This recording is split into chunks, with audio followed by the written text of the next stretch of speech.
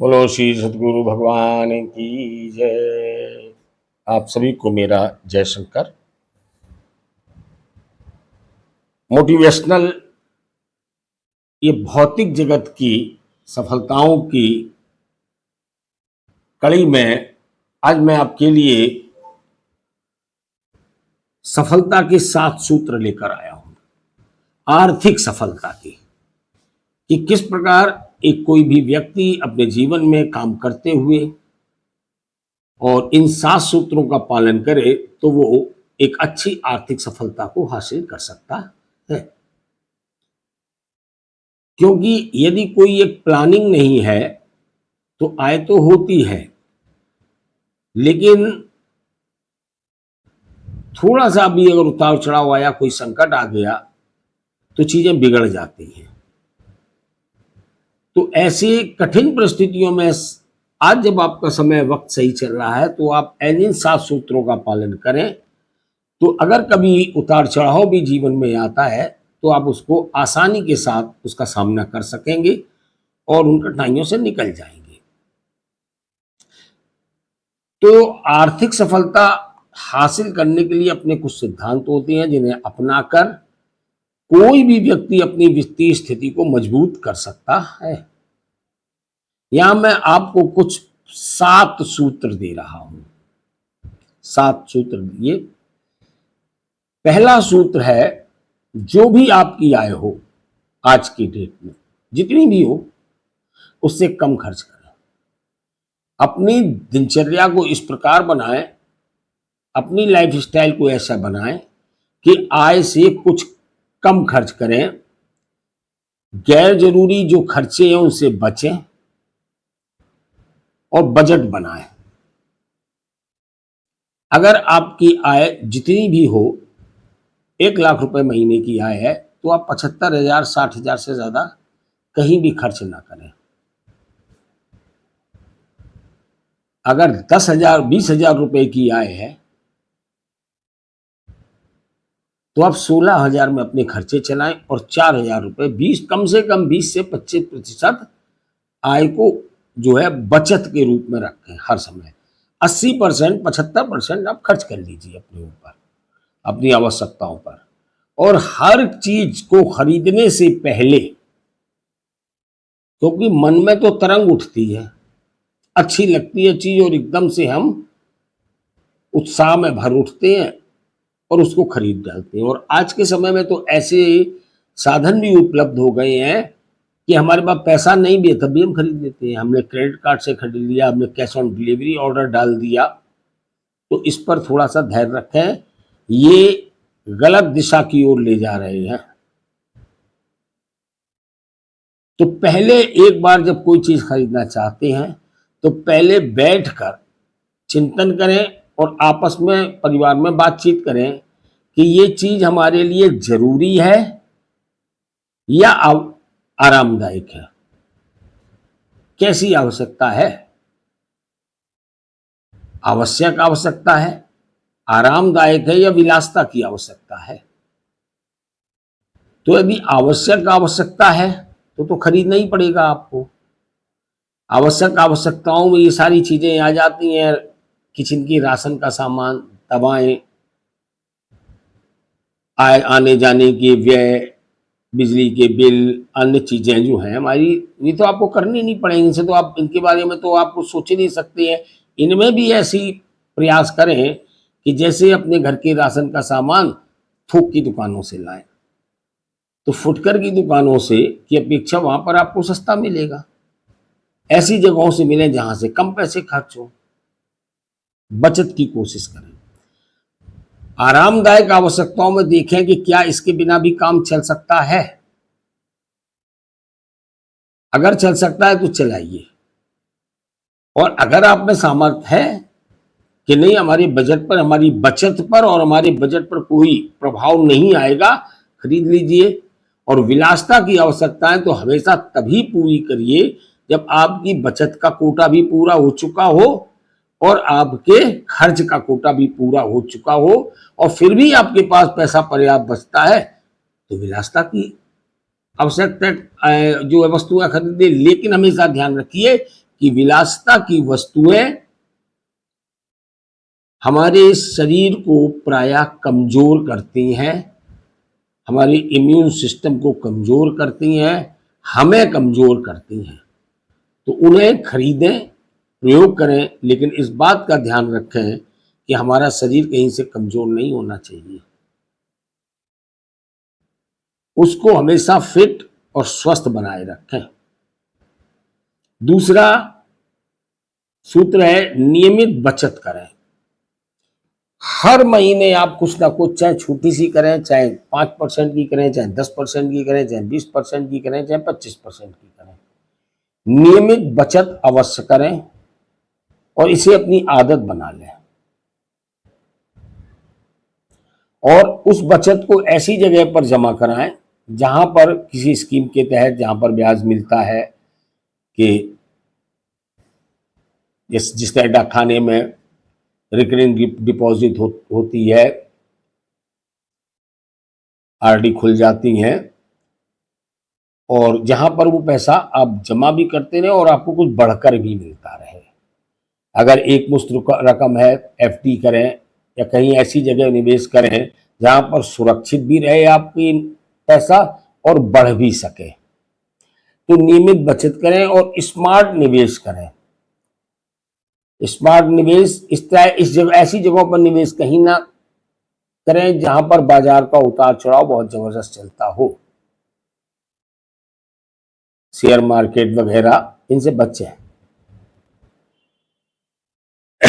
ज्यादा लोभ के चक्कर में ना आए। सुरक्षित जगहों पर निवेश करें।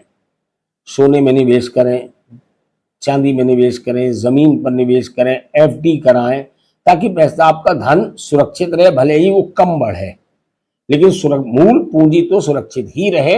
ऐसी जगहों पर निवेश करें और लंबी अवधि के निवेश पर ध्यान दें जहां आपको बड़ा लाभ मिल सके। बस भर कर्ज लेने से बचें। और अगर कोई कर्ज लेते हैं, आज का युग ऐसा है कि बिना कर्ज के तो काम ही नहीं चलता है। बहुत सारी ऐसी चीजें होती हैं जहां पर लेना ही पड़ता है, लेकिन समझदारी से लें और कम से कम ब्याज दर वाला लें। उच्च ब्याज दर के कर्ज ना लें और समय से उन्हें चुकाते भी रहे। और कर्ज तभी लें जब आप पर उनकी किस्तों के भुगतान की आय पर्याप्त मात्रा में हो, क्योंकि जीवन में पता नहीं चलता है। आप आज अपनी स्थिति के अनुसार आकलन कर रहे हो और कल कोई वक्त खराब आ गया, किसी भी कारण से आ गया, आपकी कोई गलती नहीं है, लेकिन सरकार ने कोई ऐसी पॉलिसी बना दी कि आपका बिजनेस ठप हो गया, तब आप क्या करोगे? आपकी इनकम तो रुक गई, लेकिन वो कर्ज तो की वसूली तो नियमित चलेगी। अब आपकी आय आ नहीं रही और कर्ज बढ़ा है, आप परेशान हो जाओगे। तो बस भर कर्ज से बचें और लेना ही पड़ रहा। कुछ चीजें ऐसी होती हैं कि आपको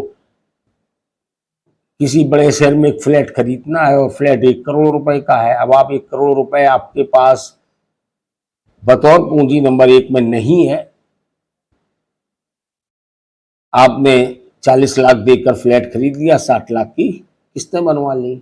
आपकी आय है 2 लाख रुपए, 3 लाख रुपए महीने, 40,000 की किस्त बन गई, आप दे रहे हैं। जॉब है आपके पास, नियमित आपको तनख्वाह मिल रही है। तो ऐसी स्थितियों में गाड़ी खरीद रहे हैं तो गाड़ी पर फाइनेंस होता है। ऐसी कुछ जगहों पर कर्ज लेना होता है, लेकिन उसको समझदारीपूर्ण तरीके से लें और नियमित समय से उसे चुकाते रहें। और कोशिश करें कि ऊंची ब्याज दर के कर्जे से बचें और अपने एक जो क्रेडिट स्कोर होता है उसको हमेशा ऊंचा बनाए रखें। इस पर हमेशा ध्यान, अपना क्रेडिट स्कोर कभी बिगड़ने ना दें। तो ये चौथा सूत्र था। पांचवा सूत्र है अतिरिक्त आय के स्रोत बनाएं। आपका जो मूल व्यापार है वो तो आप कर ही रहे हैं, लेकिन उसके साथ आज के युग में बहुत आवश्यक है कि 1-2 अतिरिक्त स्रोत भी बना लें आय के। एक ही आय के स्रोत पर निर्भर न रहे, क्योंकि कभी भी कुछ भी हो सकता है। और वो आय का स्रोत अगर आपका बंद हो गया कई बार ऐसा होता है लोग दो दो स्रोत बनाए होते हैं और दोनों के दोनों एक साथ ठप हो जाते हैं। दो दो तीन तीन स्रोत होने के बावजूद भी ऐसा चक्का चलता है कि सब के सब ठप हो जाते हैं। तो कम से कम अगर एक स्रोत बंद हो जाता है आय का, तो दूसरे स्रोत से तो आय होती रहती है, आप परेशानी में नहीं पड़ते हो। तो आय के अतिरिक्त स्रोत जरूर बनाएं, किसी भी तरीके से बनाएं। कोई साइड बिजनेस फ्रीलांसिंग वाला करें, कोई साइड बिजनेस। बहुत सारे बिजनेस हैं आपके समय में, तो बहुत सारे काम एक साथ किए जा सकते हैं। तो एक ही बिजनेस पर, आय के एक स्रोत पर कभी निर्भर न रहें। आप अच्छा कमा रहे हो और आपने प्रॉपर्टी बना ली और किराए पर उठा दी। अब उसके लिए आपको करना तो कुछ नहीं है, आप अपना व्यापार करते रहिए, लेकिन वो किराए की एक अतिरिक्त आमदनी आपको शुरू हो गई। आपने की बात पूंजी थी, आपने जमा कर दी और जहां से आपको ब्याज मिल रहा है, एक अतिरिक्त आय का स्रोत वो भी हुआ। ऐसे काम जिसमें आपको फिजिकली इन्वॉल्व ना होना पड़े, वहां पर निवेश करके आय के स्रोत बना लें। और अपनी स्किल को हर समय अपग्रेड करते रहें, आप चाहे जिस किसी फील्ड में काम कर रहे हो, क्योंकि अब युग स्किल का है। ज्यादा से ज्यादा प्राइवेट जॉब होते जा रहे हैं, तो प्राइवेट जॉब में डिग्री नहीं देखी जाती है, स्किल देखी जाती है। और लगातार तेजी के साथ टेक्नोलॉजी में परिवर्तन होते जा रहे हैं, और अगर आपने अपने आप को अपग्रेड नहीं किया तो आप आउट ऑफ डेट हो जाएंगे और आप परेशानी में पड़ जाएंगे। तो हमेशा अपनी स्किल को अपग्रेड करते रहें और नई नई कमाई के मौके ढूंढते रहें, और इन्हीं में यही आपकी आर्थिक स्थिति को बढ़ाते चले जाएंगे। अपनी फाइनेंशियल एजुकेशन को बढ़ाएं, वित्तीय शिक्षा को बढ़ाएं, क्योंकि ये नया युग है, ये पुराना युग नहीं रहा। युग बदलते हैं। किसी समय इसी देश में वस्तु विनिमय प्रणाली चलती थी। मैं तुम्हें चावल दे रहा हूं, तुम मुझे बकरी दे दो। लेन देन वस्तुओं में होता था, मुद्रा नहीं थी, वस्तु विनिमय प्रणाली चलती थी। धीरे धीरे मुद्रा का आविष्कार हुआ, नई चीज आई। अब मुद्रा के बदले में वस्तुओं का लेन देन शुरू हो गया।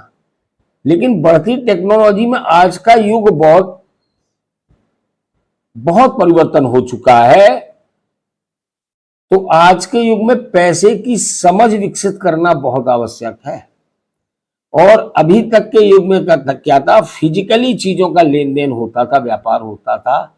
मैं कहीं से थोक की मंडी से, एक ही व्यापार का तरीका था, क्रय और विक्रय। दुकानदार थोक की मंडियों से सामान खरीदता था और फुट करके दुकान ग्राहकों को बेचता था। थोक दुकानदार फैक्ट्रियों से सामान खरीदता था, बेचता था। फैक्ट्रियां अपना रॉ मटेरियल खरीद के प्रोडक्ट तैयार करती थी। इसी प्रकार के व्यापार चल रहे थे। लेकिन आज के व्यापार बहुत अलग हो गए हैं। आज लोग म्यूचुअल फंड से कमा रहे हैं, शेयर मार्केटिंग से कमा रहे हैं, क्रिप्टो में जा रहे हैं। ऐसे तरह तरह की तमाम चीजें आज बढ़ गई हैं। इसके अलावा सरकार के विभिन्न प्रकार के नए नए कानून आते रहते हैं वित्तीय व्यवस्था को लेकर। हर समय हर बजट में कुछ ना कुछ नया आ जाता है। हर वर्ष नियम कायदे कानून बदल जाते हैं। बैंकों का लेन देन ज्यादा होता है, कैश के लेन देन कम हो गए हैं। सरकार ने भी रिस्ट्रिक्शन लगा दी है। बैंकों में भी आपके बचत खाता है तो आप साल में केवल इतना टर्नओवर कर सकते हैं।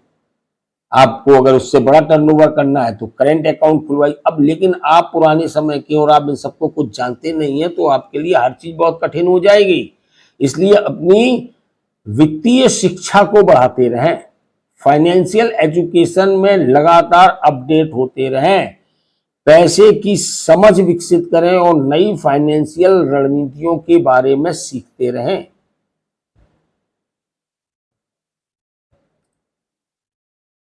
और कोई सभी वित्तीय निर्णय लेने से पहले किसी फाइनेंशियल एक्सपर्ट से सलाह मशवरे काउंसलिंग भी कराएं।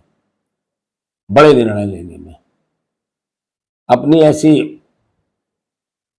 क्योंकि आज देखते देखते लोग करोड़ों के कारोबार में पहुंच रहे हैं।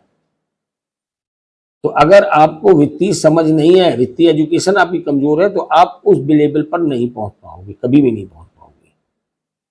बहुत बहुत शार्प ब्रेन बैठे हुए हैं।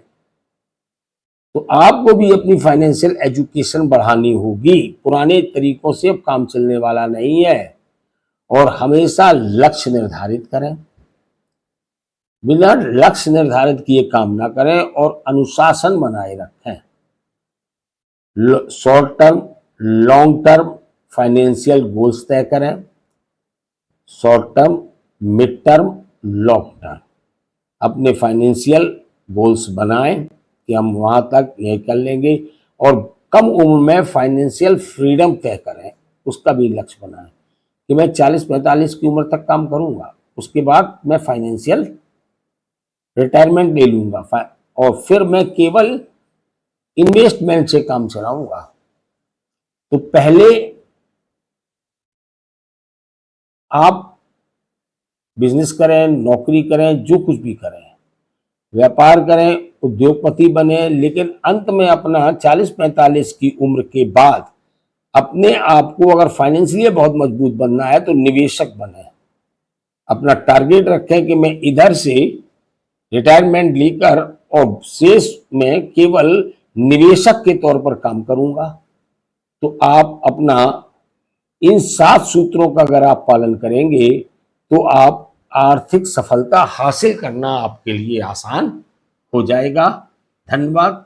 अगर ये सूत्र आपको अच्छे लगे हो तो वीडियो को लाइक करें, कमेंट करके अपनी राय दें, और चैनल को सब्सक्राइब नहीं किया तो सब्सक्राइब अवश्य करें। वीडियो को ज़्यादा से ज़्यादा लोगों तक शेयर करें। जय शंकर।